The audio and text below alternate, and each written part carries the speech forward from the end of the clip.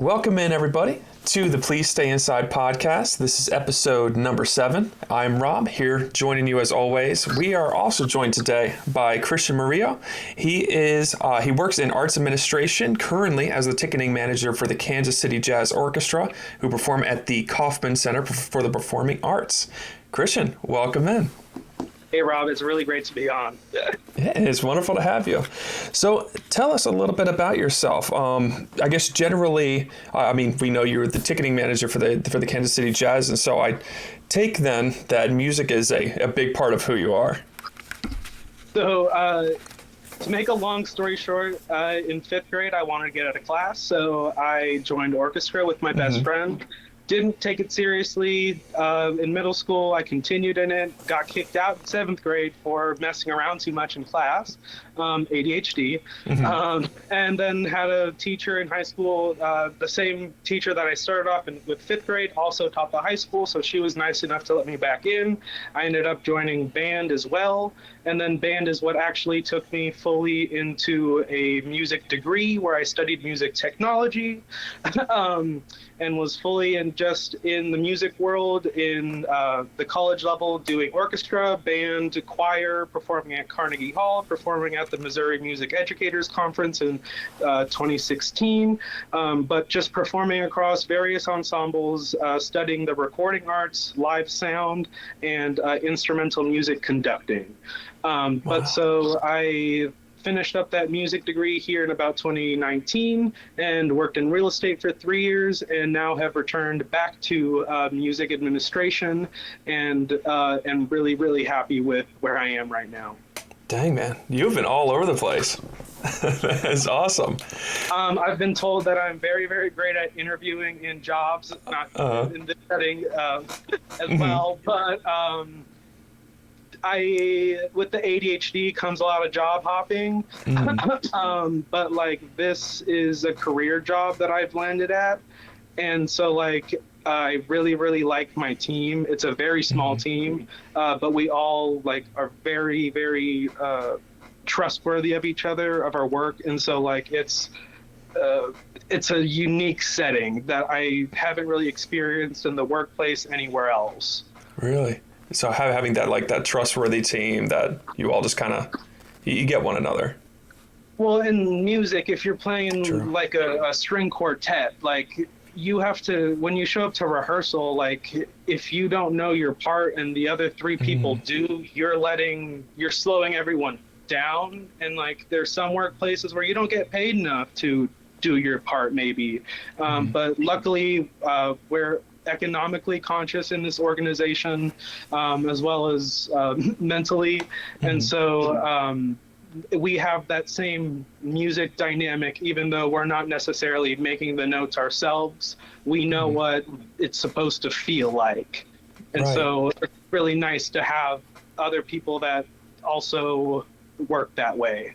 Right. Oh yeah, absolutely. It's nice to have people who are kind of on like the same wavelength, I guess. So like you said, you got into music as just kind of it's a fun thing to do. We'll get out of class for a little while. It's, of course, I can imagine as being a kid with ADHD, it's nice to be able to kind of get out of a traditional classroom setting and be able to go and just, make some music somewhere. Well, and especially with like middle school, when you lose recess, you're not able to go out and run outside. With that ADHD, I had to have an outlet, and so like I got in trouble for being loud and talkative in class, and that was the one place I got to be loud at the appropriate time, without necessarily using my voice, and ultimately it ended up becoming something bigger than just a way to get out of class. But I think along with ADHD and some depression that I've had along my life, I think I was using music as a therapeutic thing without really realizing it until a little bit later in my college years. Tell me about that therapeutic nature of the music that you were working with, because to get kicked out of it, like you mentioned, and then to keep coming back to it, like, it seems like you kept springboarding right back into it. So with being ADHD, I had butted heads a lot with teachers, and I, for some reason, was just confident in knowing the arts, or just making something out of nothing was important to me. And when I was kicked out, and when I didn't have that access, and same with when I worked in real estate for 3 years, I wasn't really that involved in the music world. I felt like I was kicked out. Um, it was something that just had a pull like nothing else. Wow. And so there's this term called the golden handcuffs in corporate. If you've ever worked with people that talk about it, where you're making an income, that you've set up a lifestyle that you're afraid to leave behind. And so working in real estate, I had unknowingly put on these golden handcuffs, where I had built what I think was a quaint life of just wanting, butting heads with roommates in college, needing to live alone. So I live in a one bedroom apartment in the ghetto, but like it's peaceful where I am. I'm friends with all the neighbors in the building. I've got a 90-pound German Shepherd Labrador Retriever who's my best friend. And so like I've carved out my piece in this space, and it like I said, it allows me to have the environment where I know I'm the most successful, whereas having a bed at home that I know has not like been messed around, like stupid college shenanigans, like just come back to your own mess essentially. Right. And like life is so chaotic that I know things are going to be happening that are outside of my control, that my living space needs to be a place where it needs to be my space. And until I have a partner that is, we're both on the same page, this has to be a place of peace, so that I can recoup and then go back in the world and do the things I need to do. For sure. What does the chaos of the day-to-day look like? I mean, it sounds like there's a lot going on. Well, so my grandpa passed away here recently in December.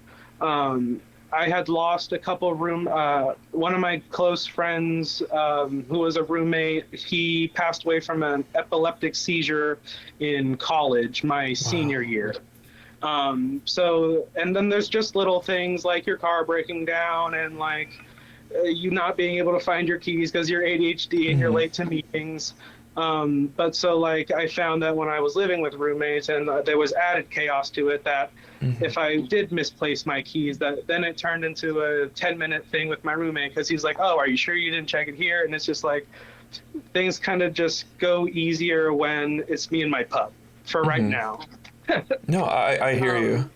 And so like I said, like with my people, with all the chaos, it's just I'm conscious of me not being able to control everything, and like making sure that, like I said, I can recoup. Right. And the control piece can be really difficult, especially when we're talking about living with other people. That's a really tough one. And so I had gone through like multiple, probably like 7 roommates through college. Like, and so I got paired with a random one at one point. And so I lived with a business major, didn't know the guy, was an alcoholic, and just made, I couldn't practice my instruments because I always knew there was someone listening to me. And like as a musician, like you have to have that time when it's just you sounding like crap. And like you can't do the work for yourself or for the music that you want to do if there's a person that doesn't want to hear you playing violin or doesn't want to hear you playing flute, and that's totally valid. And so I have to respect those boundaries of there's another person also paying for this space. I have to go to the practice rooms at 9 p.m. when it's 4 degrees outside because I live in Warrensburg, Missouri. Like, like those are like, and so living alone, if I need to practice at 11 p.m. for a gig the next morning, I can be pretty quiet and just do what I need to do so that I can do my job. It's not really just necessarily about me because there are like three people that I can think of right now that we have lived together and can live together again, and if we had a big enough space. But like for right now, this is what works, and like control is a thing that I'm aware of. That I do tend to have control issues as a conductor. Same here. Same here. Kind of have to have control of the situation when you're working with 16 different people's schedules, and when 16 different people are also relying on you to make them look good. Because you can't put people on that stage and then bring an audience in and make your friends look bad. So, like I said, my music work ethic leaks into my personal life, and so meditation has been a big part in me reining it in, and I'm a flute player, so breath, literally all breath control. It's a small instrument, but we use the most air out of any of the sections other than the tuba, because half of our air goes out of the instrument. So you think a saxophone, the whole mouthpiece is in your mouth, your whole airstream is going in. So like you don't have to use as much to make as big as a sound. True. But when half your air is going out, you have to be able to control your diaphragm and actually like push at the appropriate levels, because also your diaphragm is in charge of where you are in your register. So if you want to play low, that's all you. There's no button for that. It's just your airspeed. But like unknowingly in becoming a flute player, I learned how to control those muscles. And when I started to do work on mindfulness, is when you came into the deep breathing and controlling the breath, and when you're feeling rushed. Like it's not always easy, and meditation is not the solution to an anxiety attack at all the time, but it is a tool in my toolbox that mitigates me having the number of anxiety attacks that I might be having. And like I said, it's not an easy thing also to develop. Like if a person has never done breath work like that, it will take a while to get into a habit. And so like when I move from apartment to apartment, sometimes my routine gets dysregulated. And then I'm like, oh wait, I haven't meditated in 3 weeks because I've just been trying to. And so when I sit down and recommit to that, I start to notice things going a little bit better in my day-to-days. Yeah, it is so important to be able to take that time and just check in with ourselves, spend some time with ourselves. And so for you, you know, you have developed this skill that simultaneously has also helped you with this coping skill of being able to do some of that breath work. Does it also kind of help you? Because I mean, the first stage of being able to kind of recognize when we need to do some breath work at times is being able to recognize that, you know, my body has shifted into anxiety mode. How do you do with that? And do you feel like it's changed at all given what you have experience on? So when I left, I guess we'll start when I was in music school, there was a point where I started having anxiety attacks. And I was very confused because I knew I was doing the thing I loved, but my body was telling me something was wrong. And so that was, I guess, the first steps in my consciousness accepting what my physical body was telling me, the cognitive dissonance of me seeing a calm space, but there being alarm bells going off. Like I had to really sit and like think about, okay, if it's not in this room, is it this town, is it the school, is it the situations I'm putting myself in? But like you said, it took me 3 years to be able to like even like one, start recognizing it, and two, start asking for help. And so as a college student, not really having the resources to be able to afford a therapist, you kind of just turn to alcohol. And so that's what happened to me for a bit. And it was damaging to not only my liver, but to my social relationships, to me being able to play my instruments correctly.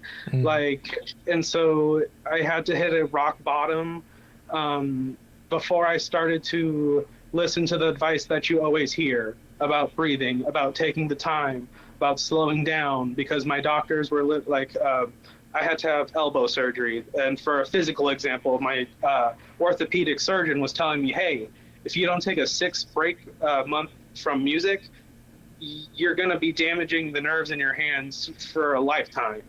And Wow. my professors didn't care. It's their job to get me to take private lessons. And so I ended up having to have surgery in between fall semester and winter semester. Had to no, I took it. I did. Sorry, I had tonsils taken out. I had my elbow worked on over a summer, where I was doing some audio work, so I wasn't actually like fiddling around very much or like playing. But I probably took me 9 to 12 months to like get back to where I was previous to the surgery. And so like I've made literal physical sacrifices to be able to be a part of the show. And not necessarily to be a part of the show, but for like me to be able to pick up an instrument when I'm just by myself and be able to play for me.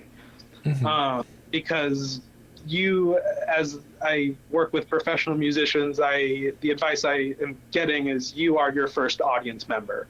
Because and I've asked this question too to professional musicians, is when you get up on that stage, who do you do it for? Is it for the 800 people out there, or is it for you and the band? And the answer that I've gotten back is, when I consider myself as the most important audience member and I play to heal that person, those 800 people are along for the ride. And so it's kind of that in an emergency, when you're on an airplane, put your mask on first before you help anyone else. Like, I found that in my personal life, when I've applied that, I've acted out of selfishness, which just to benefit me, and I've acted out of selfishness that has benefited my community. And I've started to recognize the selfishness that benefits my community. And so I work at a nonprofit. Like, I'm the ticketing manager. I don't make jack shit from like commission. Like, I don't make, like, we run so in the negative. Like, my position was fully donated by somebody. It's like I said, it's not, when I tell people to come to the show, it's just because I want them to come experience something. Like, and so, sorry, I gotta take a breath real quick. Yeah, take your time, man.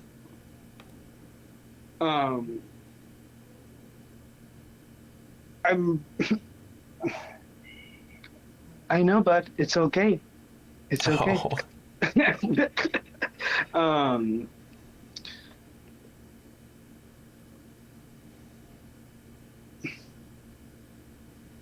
Could you refresh me real quick? Absolutely, man. So, I mean, you were talking about playing, for yourself, and engaging in a little bit of that selfishness, which is, I think, helpful selfishness. In this role, I have been able to bring my parents into shows, and my mom has had a really shitty year with her back. And so, like, when I've seen her go into these shows, like, she comes up with a smile, and I hadn't seen her in like 4 months. And I was like, you've been on like opioids, and like, this is what it took. And so, like, in me following a career that I love, my mom has now benefited. My dad has now benefited. I've been able to go out to Latino communities here in the Kansas City area, which have been historically redlined, if you know what that is. Oh, yeah. But essentially just, so for the audience members, redlining is when really rich people look at a map and are like, oh, I want to live in this area, but I don't want the poor people here. So we're going to make this area really, really cheap and this area really expensive, and then build infrastructure around that so that communities are no longer walkable, and to keep things, it's modern day segregation. In Kansas City, it officially ended in about 1970, but the repercussions, like, there's literal like 4-lane highways that now like divide these walkable communities that these should be walkable communities. Absolutely.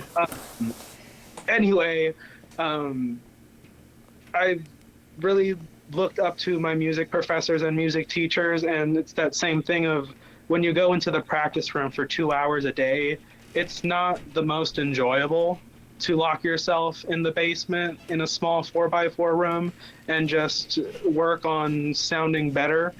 And when you see the audience members walk out with that change,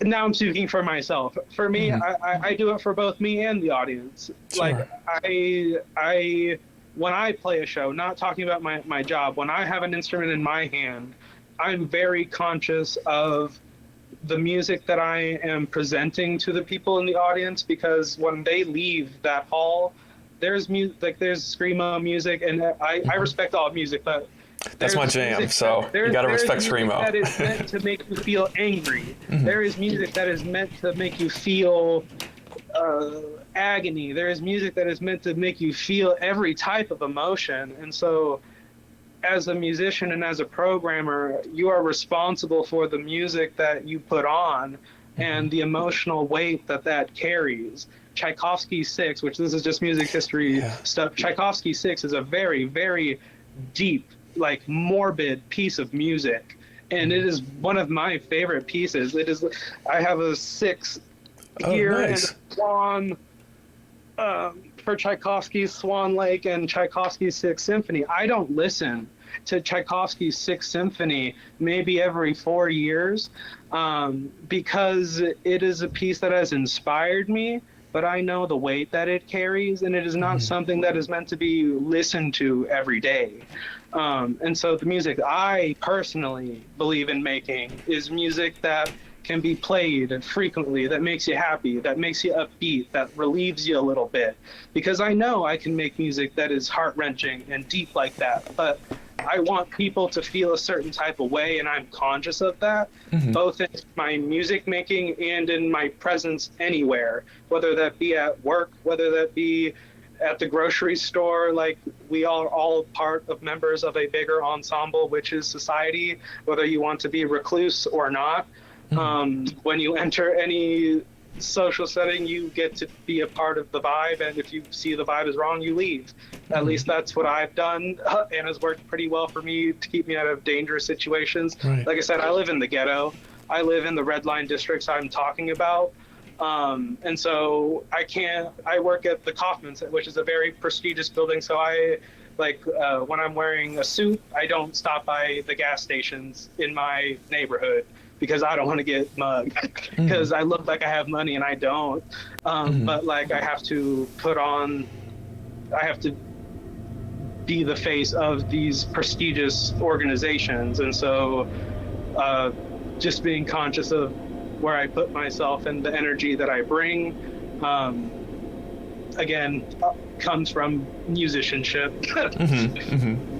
Yeah, that safety is always a very important piece. But one of the things, I mean, you have so much respect for music, and it's really just, I think, amazing to be able to hear, like, the way that you talk about, like, it seems like everything, it can be related back to music in the way that you talk about it. Like, society being a big ensemble, I think, is such like a beautiful way of kind of picturing things.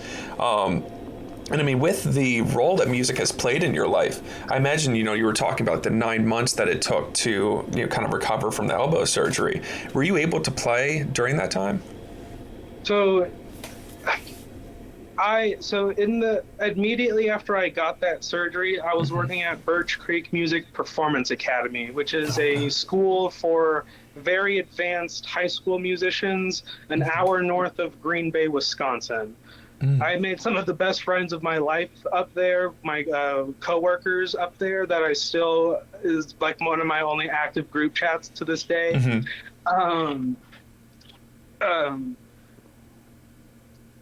But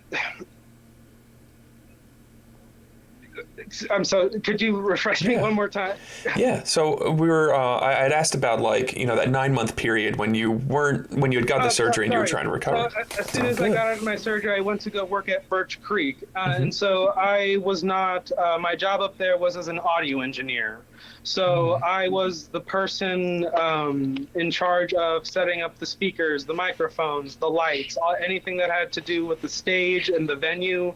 I was the person that set up all the seating, and it was about a 320 person venue, and we sold out on our Fourth of July shows, but we usually had a 200 to 180 person house on any given night. I wasn't able to play my entire arm, like, because I had surgery on my wrist and on my elbow. Oh wow. So my entire arm was in a cast. So all I really had was my left hand, which is not my dominant hand, and I could like kind of use my laptop like this Hmm. when I needed to. But so I was in charge of being in front of the mixing board. So I Okay. was just had to do this. Hmm. So I was making music, even though I was not necessarily had an instrument in my hand. Hmm. And then at the end of that, so that I was at that job for 3 months. So then when I came back to music school, that was about 4 to 5 months after the surgery. And that's when I did force myself to start playing again because in listening to physical therapists, to get the level that musicians use our tendons and ligaments and muscles, like the only way to get it back up to that level is just by doing it. There's not really a great way to when I had worked with physical therapists, they didn't understand what needed to be they didn't understand the end goal of being a musician Hmm. as far as the physical movements went. And so I learned just by doing, getting back into it, that was more helpful to me than the physical therapy.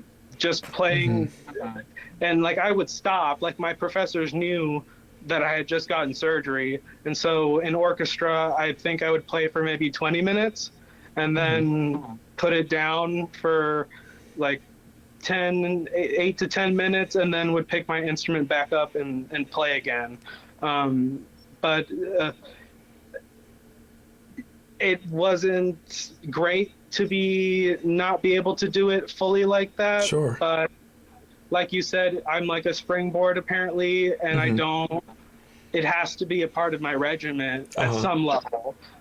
And so when I worked in real estate, like I said, I wasn't really in it like I was in how intensely I was in music school. So Hmm. my car rides to work, like I made sure that I was blasting music when Hmm. driving my office to my cubicle in the mornings. And then on my lunches, I didn't really go eat. I would literally just go be loud in my car for Wow. 30 minutes because when I got back to my cubicle, all I heard was people typing, and it was Right. excruciating because my ears are tuned to everything, not just musical instruments, but I did sound design and like sound for television. So you're like recording room tone. So like Hmm. my ears literally will like hear the different sounds of a quiet room. And so Wow. put that in an office setting, Right. like I'm tuning into the keystrokes of a person like Hmm. 12 cubicles away from me Right. because I'm used to tuning into musicians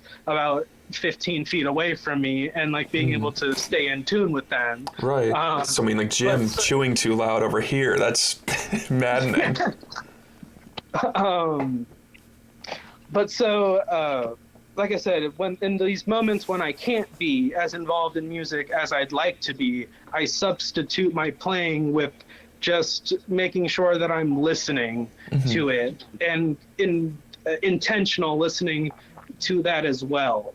Right. Because I'm not always able to, even though I work in live sound performance, I can't always afford to go to every concert that I Right. want to. So like I have a really good like professional level recording studio sound system. Hmm. So I'm able to just listen to live performances and Spotify, Hmm. like professional like level, like audio level from Hmm. my own home. So that's also how I've supplemented music when I'm not able to necessarily have an instrument in my Right. hand. I love that. You're always finding a way of bringing in that thing that has so much meaning to you into your daily life to keep you going. Well, and like so like when I was working in real estate, like music was helping. Uh, Monthly, my team would process about 600 refinances, and I was just title and escrow, not a salesman. I just did the paperwork for the people. But music, in a way, was helping finance, and like, when I talk about uh, us being individuals in the ensemble of society, like we all accomplish goals in different ways, and like I know that music is not therapeutic for everyone and does not have the same value for everyone, but for the people that it can have some relief for in moments, like I don't expect people to like fully immerse their lives into it, but like I like to just try to bring into it that I know wouldn't normally come into these sort of performing art settings, because so much of your personality comes through that instrument. And like when it comes to vocal music, like you can literally say what you're feeling, but with jazz, like it is about soul. Like that's why, because it's about being able to say something over audio as opposed to with your words. And so, for example, Sean Jones is an amazing trumpet player. He teaches jazz at, I believe it's John Hopkins. But he gave a story of these three girls that were abused in the South. And he wrote this trumpet piece. It was just solo trumpet.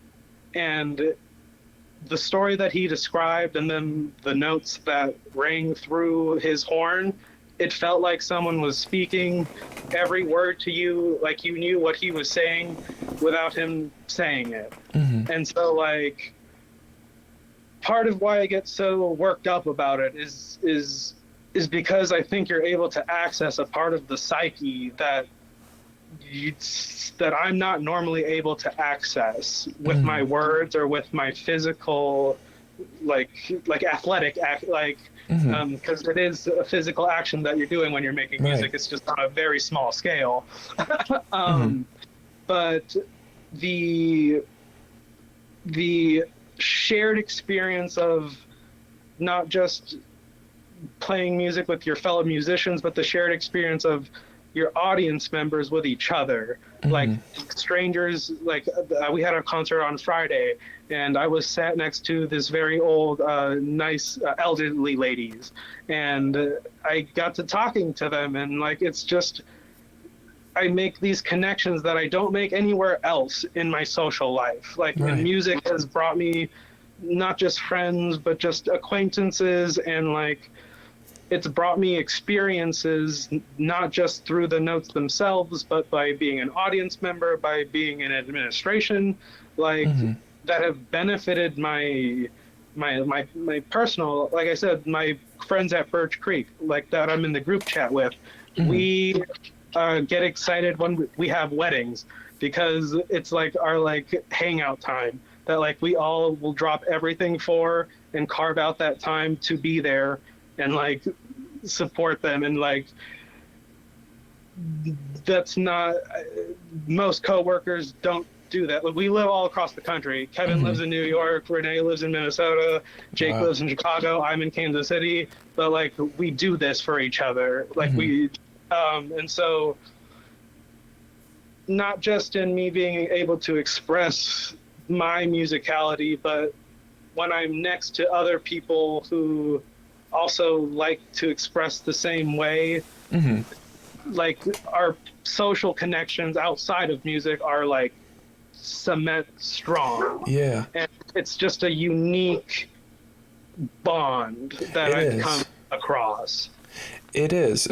I myself, I've played music for quite a while myself, mostly guitar, and I've done a lot of vocal type of stuff. And back in the day, I used to be actually in this metal band, and there would be like those moments where we would just be riffing and we would just be making things up as we're going along. And there is like you're talking about, there's like that unspoken language and that unspoken way of connecting with other people where I taught one of my buddies how to play guitar because I just played by myself and I wanted him to play too. And so he learned how to play like lead and I would play rhythm, and there'd be like these moments where like you shift key and the other person just knew you were about to shift. And it's just like you're this surreal space. Yes, it's that surreal experience that you cannot put into words. And I totally, I get how that feels. It's a really amazing thing. And so so I told you in our pre-interview that I had done ketamine assisted psychotherapy, right? And ketamine got me to the point where I could start doing the work again. Ketamine didn't just cure my depression overnight, how I thought all these articles that I had read told me it was going to do. And I had to recognize I needed the help, ask for the help, start this medication process, and then, like I said, got me to the point of realizing, okay, my body is now a little bit calmer and now has the energy and a little bit more focus to start doing the things that actually make me happy, which is music, which is being financially stable, which is having a place to myself.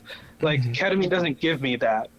Ketamine gives me the building blocks so that I can do the day-to-day, moment-to-moment, second-by-second hard work. And so it, like I said,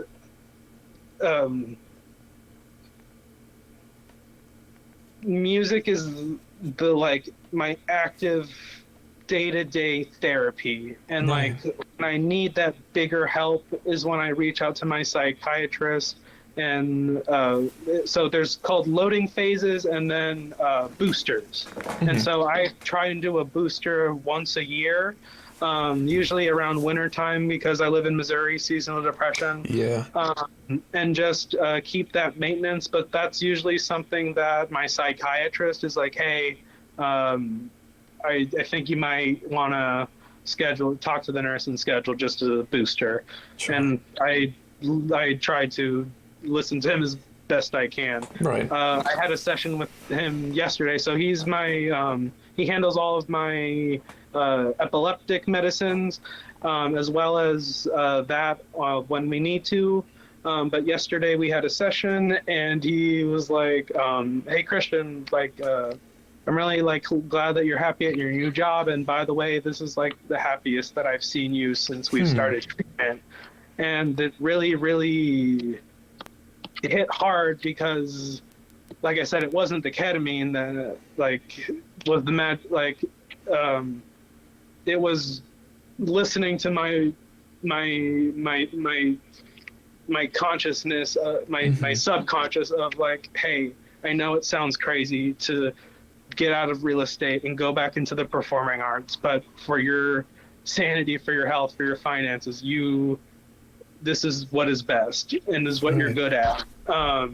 And so, like I said, my psychiatrist, when we had started the ketamine treatments, he had actually told me that I was the only unresponsive patient of 200 that he was treating. Wow. He didn't mean to say that out of he was saying it out of he was stumped.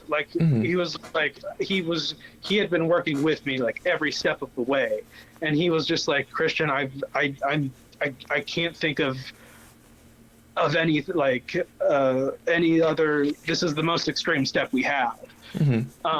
And to what he said to me yesterday, and me bringing that, and what it took for him to say that, of me doing that work, like I said, it's just, I'm proud of myself, not of that I could get him to say it, but imposter syndrome. I have a hard time accepting when I'm doing great things, even though logically I know I am. And so like I said, that's when I take a deep breath and I'm like, wait a second, things are actually like your boss is told, like, your boss is happy with you, your psychiatrist is happy with you, like, like your social life is now starting to take form again.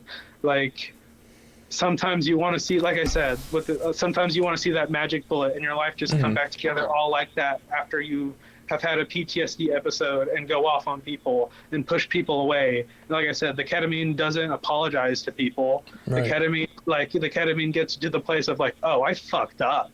Like, oh shit, I have social relationships to mend. I have apologies. I have work to do for if I want to have a life that is full of people I love. Right. Sorry, tiring over. No, you're all good. You're all good. I mean, I feel like it's important to be able to talk about, the different aspects that go into all of this, that, there's not a single way of getting to it. It's a whole combination of things, and you're doing the work day in and day out. You're continuing to follow up, not just with your psychiatrist, but you're continuing to envelop yourself in the things that you love. You made that really, what I have to imagine was a massive move of going from real estate and then going back to that thing that you really loved. It sounds like there was like a little bit of uncertainty of just like, is this going to be the safe option? Is it going to work out? I mean, there's a lot to it. And so I essentially was booted out of real estate. So real estate as an industry, as you probably have heard on the news, just crashed. So I worked for the third largest mortgage lender in the country, guaranteed rate out of Chicago. Okay. And December 2020, I saw 2021. December 2021, I saw an article that another mortgage lender had laid off 500 people. And I was just like, oh, that's a little weird. And so I had kind of braced for something. And then February 17th last year, my skip boss got me on a Zoom call and legitimately with regret, had to lay me off because of my seniority. And so about 2 weeks ago, my other team lead just got laid off. Oh, wow. Because real estate interest rates have gotten so bad that the team has essentially, so I had my boss from that job give me a reference to the job that I have now, and as I was catching up with her, she let me know that she was on furlough as well, and that she's now on 4-day weeks instead of 5 because there's just not that business. But so as I was on the job market again, I started to realize hey, if you applied to these real estate jobs, you may get laid off again. Because this kind of looks like the start, not the end. Right. And sure enough, like I said, my teammate was laid off last week, and he had been there for 11 years. There's just not opportunity, even if you're amazing at what you do. And so as I was on LinkedIn looking for real estate jobs is when I saw an internship with the Kansas City Jazz Orchestra. Wow. And I was hey, even if you don't, and so it was a paid internship, not that much, but I was just hey, it's to have it in your life at some level again. And even if this doesn't turn into a full-time opportunity, it's something. And so sure enough, I was offered that internship, and I started working at a luxury hotel the next week full-time. So I was doing 40 hours a week at a unnamed luxury 5-star hotel here in Kansas City, dealing with celebrity clientele. Oh wow. Yeah, legitimately, I don't think I'm under NDA. We worked with the NFL. We worked with Lizzo. No, I'm 100% not under an NDA. I know that for certain. I know what I signed. Don't want to get you in trouble here. Coming from real estate, I know what I signed and what I don't. But we worked with Lizzo, and so I got to check in Travis Kelce. Wow. Patrick Mahomes, Travis, our Chiefs people, they like it there, and so. I was doing, like I said, 40 hours there and about 10 to 12 hours at the internship when I was only contracted 5, but I Hmm. like just wanted to be around it again. So I was just volunteering that extra couple hours, just helping out with administrative work, with Hmm. spreadsheets that needed to just be cleaned up. And eventually my boss saw that that it was more than a job to Right. me, that it was like legitimately like a passion for me, and seeing how I was working over there, that kind of upscale customer service translates to the musicians that I deal now with over here because everyone goes through me to get tickets, even the Hmm. performers, our headliners, the directors, like everybody goes through me, and so you have to have that clientele privacy, that like be able to not be like star stud or like freeze when you're working Right. with these people. And also musicians hate it when you see them as talent. Hmm. Like you have to let them know that you know that they're a person and you Hmm. are not just trying to like be there for proximity, or like you're just like in the like that's I'm just here to help. I'm just here to get your family to see you in the seats. Like Right. I've never asked for an autograph, nor do I care for that. I think it's really inappropriate.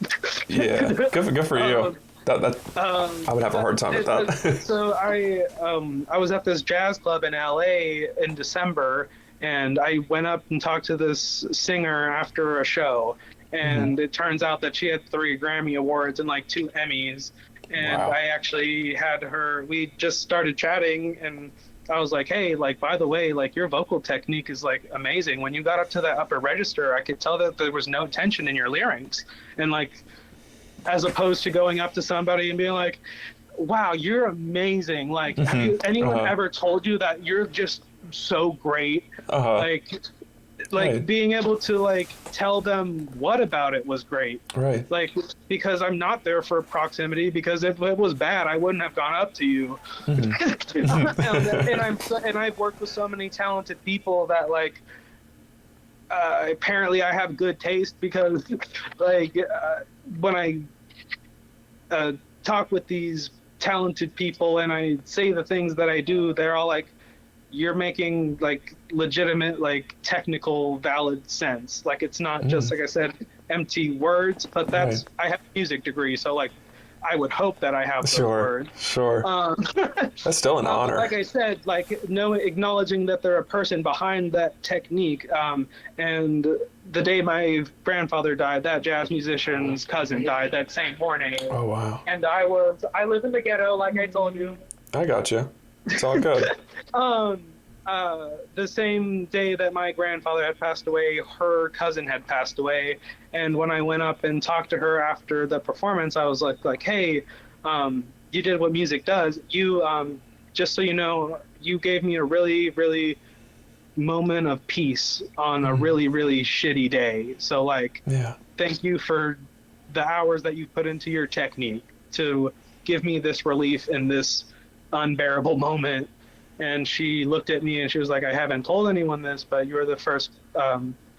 I haven't told anyone yet, but my close cousin passed away this morning, and I didn't Hmm. want to say anything because if I said it out loud, I wouldn't have been able to get on this stage Right. and do what I needed to do for. I think there was about 80 to 90 people in that. It was it was a club, like a Hmm. restaurant club, not like a Okay. performing arts center. But for those 80, but that's the thing. She cared about those 80 people enough Right.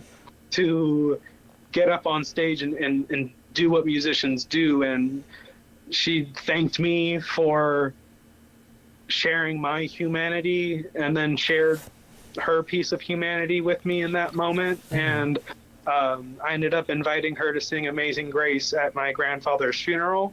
Oh. Um, and there was about 200 people at that service. And Hmm.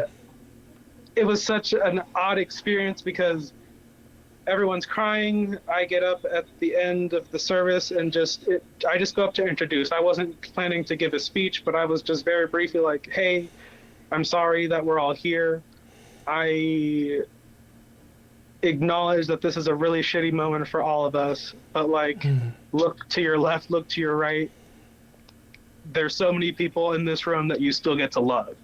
So Right. like, as shitty as this is, remember we can't break down and stop functioning for each other. Like, we use that spirit, that memory of love that he gave us, and continue. And so I was just like, I don't have any more words that can express what I feel in this moment. So I've asked my friend here. She gave the most beautiful performance I've ever heard. And then I just, like, these moments that I've told you about in other settings, this funeral home turned into Carnegie Hall, and all of a sudden these people that are crying and in agony, I just see that relief, that stillness for those 3.5 minutes. I gave them the music therapy that I knew they needed in that moment. But like, that's my job as a music programmer.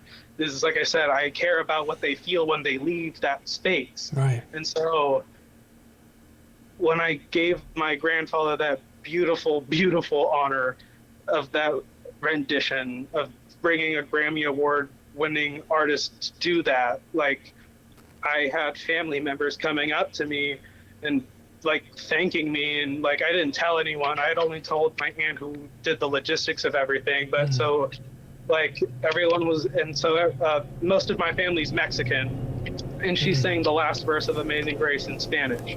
And so I had people coming up to me being like, thank you for not only bringing her, but for thinking of that small detail of having that last verse in Spanish for our relatives from like straight up like central Mexico that like legitimately don't understand English. But as much as I did it for them, I did it for me, because I knew that I needed the moment of peace after a funeral service. I knew that I couldn't leave that hall broken, because I have people that rely on me to be functional. And so I installed music therapy in there. And so, like I said, when that music bleed over into my personal life, there is no line at this point. Right. Like, and it's beautiful because my friends, my musician friends, like, we all understand what we can do. It's a superpower, but like I said, there's a weight to it, not just to the audience members, but for Laura Dickinson to get up in front of a funeral and give that performance and do what she did. You can half-ass your job at any job, but as a musician, she fully delivered with her. And like I said, she had also recently had a loss, so I think she was also singing for herself as well. Like I said, musicianly, do it for yourself first, and then others will heal as well. Like,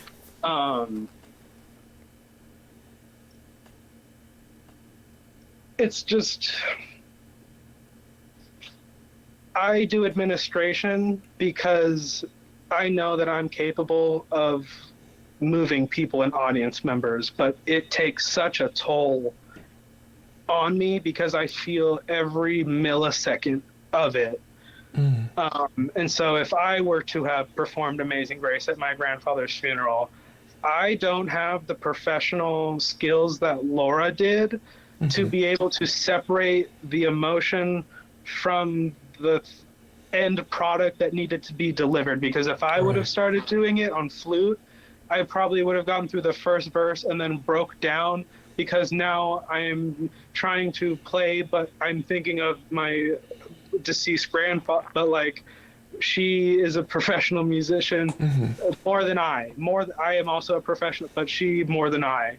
Like, she had the emotional bandwidth, separation, the self-internal boundaries to be able to get through that performance, do her job, and also me be able to just get that therapeutic value, like I said.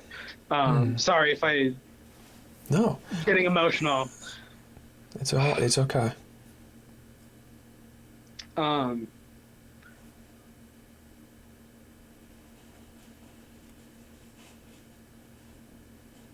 when I have 800 people in an audience, or whether I have 200 people in an audience, or whether I have 80 or 5, like, everyone has a birthday, everyone has parents, everyone has siblings, everyone has, and so like, it is such, it takes such an emotional bandwidth for me to like reduce it down sometimes to just, hey, meet your audience members one at a time. And like when you actually get to know, because they're not audience members, they're people, and so when you get the time to actually get to know them, as opposed to like Drake probably doesn't care about his fans, and so like there's like a difference of like acknowledging, like I said, who you're making the music for, what you're trying to make them feel, and what you're trying to make yourself feel as well.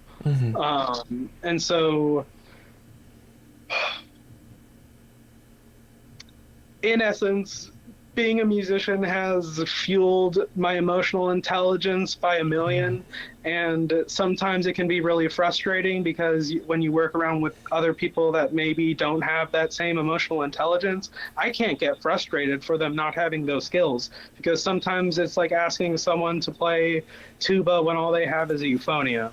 Like, some people don't have that access yet to that emotional bandwidth, and so I have to slow down sometimes, give other people the grace, and like make sure that I'm asking for things in a way that is respectful in time and like conscious of other people's feelings.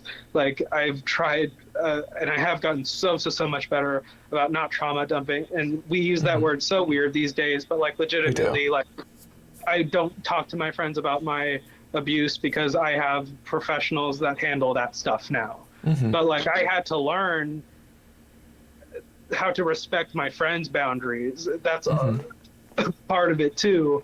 But like I said, I can't see a therapist every day or every week, but I can administer music almost. Yes, you can. Like, my boss does not. My boss has headphones in most of the time. Like, we're encouraged to, like, when we want to plug in and like, I can get up whenever I want and take a breath at work. Like, my boss has literally been like, you're not tied to your desk, and we work in a cohabitation space. So like, there's like offices that like are not like, I have my own private cubicle office. It's not a cube. It's a cool office. Nice. But I have my own like private desk, but then like there's literally like probably like 25 other like public workstations with like cool views of Kansas City that I can just like go change my day to day.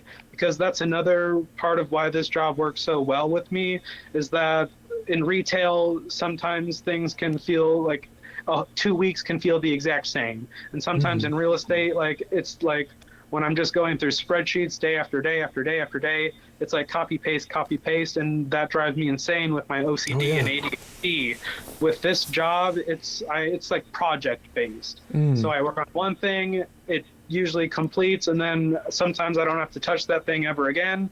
And sometimes, like right now, I'm building infrastructure for ticketing. So I'm like interviewing different ticketing companies, but like once I choose that, I don't have to like go do that work again. Like, it's just a part of my infrastructure. So like, and so I take meetings sometimes in coffee shops. My boss, like, if I have chronic health conditions. So if I need to work from home and like check emails from home for an hour or two before I go exert physical energy to go into my office, is about like 10 minutes away. It's not bad. Yeah.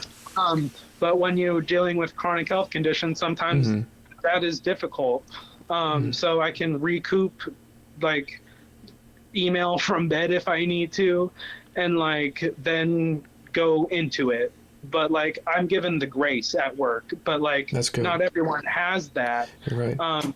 And so, like I said, when in the times when I haven't had that, being able to go to my car and listen to music for 30 minutes, going on my lunch break and throwing in headphones while I eat, like, I'm so grateful that I get to have the access that I do to not just music, but to being able to change my space when appropriate. that has been a big part of finding a job that works with my mental health conditions. Right. That like it makes me work better. And like having a boss that sees that change works for me better is also another layer Absolutely. that I don't control, but has been so nice that I've met this vibration where I've found this environment. Right. And I hope that employers can respect these kinds of things for sure. So, I mean, it's phenomenal, and it's so amazing to get to listen to you talk about music and the way that it's impacted your life. And I really hope that one of the things that people can take from this conversation is that, you know, it's important to find these things that really bring out that meaning, that bring that passion. You know, even if you aren't doing things that directly involve that, being able to find ways of bringing that into your day to day, because it's very easy to get caught up in the monotony of things in the day to day and the 9 to 5. And it's so important for us to take that time to take care of ourselves. So last question I wanted to ask you before we head out today. I know you mentioned that, you know, you enjoy listening to some live performances with your equipment and everything. Do you have a favorite live performance that you go to? Oh, 100%. Glass Animals has been like one of my favorite bands. And so it's called like the Melt Festival 2017. Their live performance, it's like a whole set, like their whole like hour set is like on YouTube, like HD. But so like since I have that professional level audio equipment, like it's like you're getting like the feed that like goes into the mixing board at those concerts. Wow. So like you get a real, because it's not a concert recording, it's a feed. Because it's, as opposed to like microphones above the audience, it's just whatever's going into like the actual mixing console. Sorry, nerd talk. I love it. Love it. But so Glass Animals, and like I met them like twice now. Oh, nice. I got to meet all 4 of them here last August. They did a 200-person pop-up show, and like it was like a mile and a half from my apartment. Wow. I was like number 160 in line. But like I met all of them. They signed one of my, oh, it's not behind me. They signed one of my musical instruments and complimented my musical abilities. Nice. Because they were doing an acoustic set, and I had watched like all of their music videos, and I had bought an instrument that they use for like it's a pineapple shaker. But so I had brought it just to get it signed because it was a meet and greet. And so they were like, we didn't really bring any instruments, so like we want like as much audience participation as possible. So like whatever you guys can do, like help us out. Oh, and you were ready. So, like, well, I had I had OCD watched their like other live performances, and I had literally like mimic muscle memory learned like this shaker part, and like literally, but like the thing is I learned the technique from them, like not from like a percussion like I literally just watched them. And so he was like, hey, like you were like actually like really good. Did you like study music or something? I was just like, and I tried to be nonchalant, but I was blushing at this point, and I was just like, oh, I did study music technology, but like I mostly just binge watched your music videos. Right.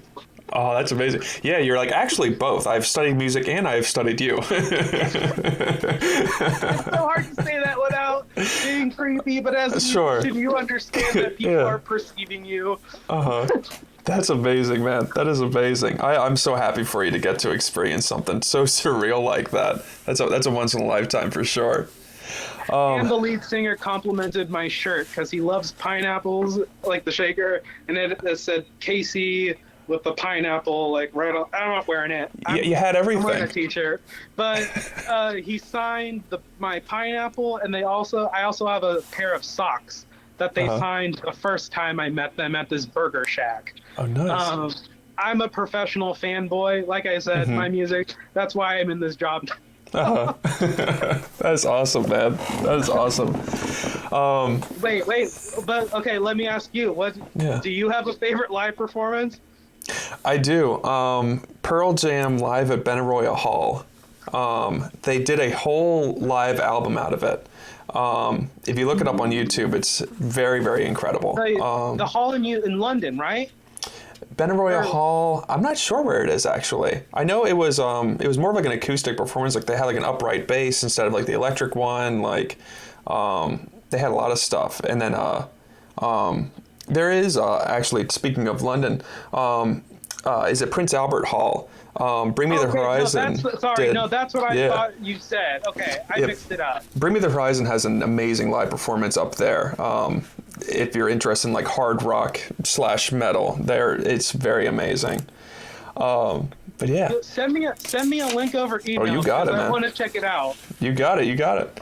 All right, Christian Murillo, I appreciate you so much for coming onto the podcast. Appreciate you so much for being here, sharing some of your story, some of what allows you to live life the way that you want to live it. It's been an amazing conversation, man.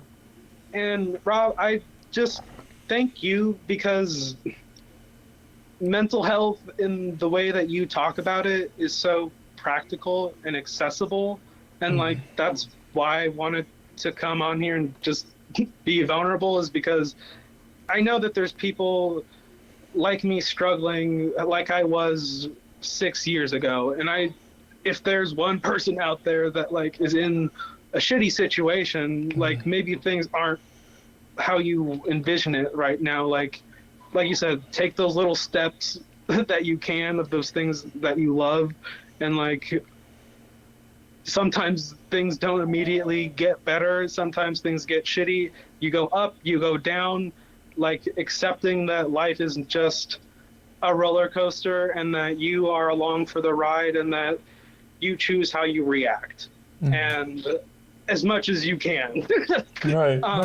But again, just thank you so much, because these conversations are difficult to have, and I don't, and so I am very careful about who I discuss this with, and like, just thank you for your impact. Yeah, man. I do it for a similar reason, man. We all go through those times, and we want to pay that forward to people. So I appreciate the vulnerability, man, and I appreciate that I've been able to be there as a part of this process for you, man. So again, appreciate you so much, Christian. And for everybody listening, thank you so much for listening to the Please Stay Inside podcast once again. I am Rob. Thank you so much. Take care of yourselves. Take care of each other. And I will see you all next time.